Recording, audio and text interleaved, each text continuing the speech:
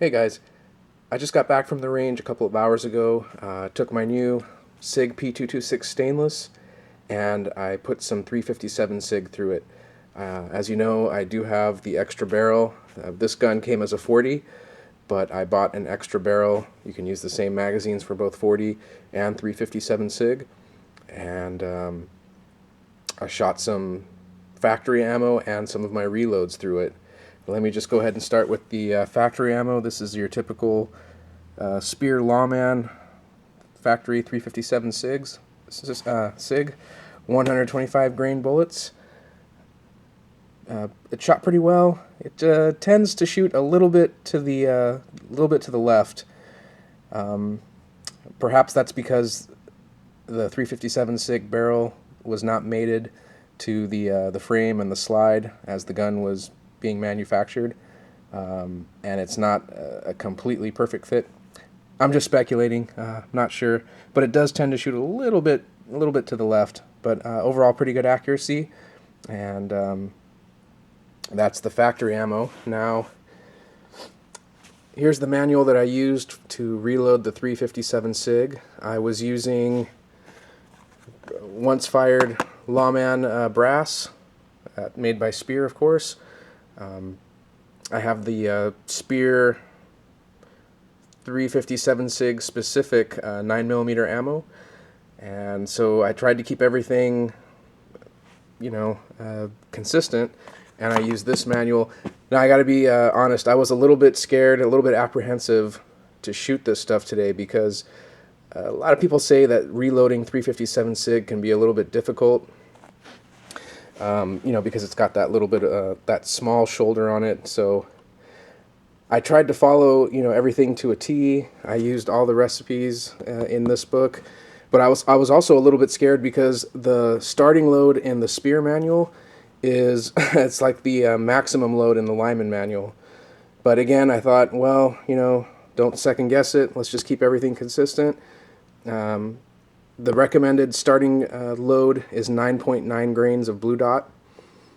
In this manual, I just went up to 10 grains even, and yeah, I was a little bit worried when I first started shooting. So my accuracy wasn't that great. I was just going for reliability, going for safety, kind of flinching because I was, just wanted to not have the thing blow up in my face, but it worked fine. I did everything I was supposed to do, and I didn't have one malfunction. I think I only loaded about 25 rounds because I wanted to see how they worked out first before, wasting more brass and more powder and primers. But yeah, it worked fine. A very nice, very loud muzzle blast. These loads have some power behind them. So I was pretty happy about that. And then once I saw that my hand loads were safe, I kind of settled down a little bit, and I did a little bit better over here. Pretty decent grouping there. Again, same thing as with the factory ammo. It just shoots just a little bit to the left. I do my best not to flinch. These were all shot offhand without a rest, a distance of 7 to 8 yards. But yeah, overall I'm pretty happy with it. And I was just pretty proud of myself for making 357 SIG reloads that had pretty decent accuracy, and they all cycled. There were no jams, no stoppages of any kind, and everything worked real well. And there's the recipe there. So yeah, 357 SIG is working. Oh, let me just show you some of the brass.